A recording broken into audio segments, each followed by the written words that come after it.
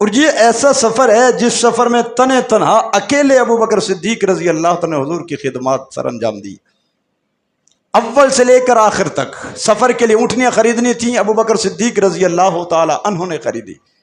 کھانا پہنچانا تھا غار میں، حضرت ابو بکر صدیق رضی اللہ عنہ کی بیٹی پہنچا رہی ہے۔ دودھ کے لیے بکریاں لانی تھی، حضرت ابو بکر صدیق کا غلام لا رہا ہے۔ اور جاسوسی کے لیے بندہ چاہیے تھا، حضرت ابو بکر صدیق کا بیٹا جاسوسی کر رہا ہے۔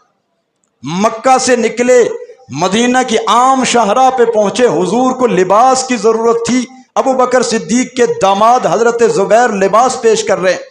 حضور علیہ الصلوۃ والسلام مدینہ پہنچے، مسجد نبوی کے لیے جگہ کی ضرورت ہے، حضرت ابو بکر صدیق جگہ خرید کر مسجد کے لیے وقف کر رہے ہیں۔ اللہ اکبر! جس کی اتنی قربانیاں ہوں، اس کی ساری خدمات کو صرف ایک لفظ کے پیچھے چھپا دو گے کہ فدق کھا گیا؟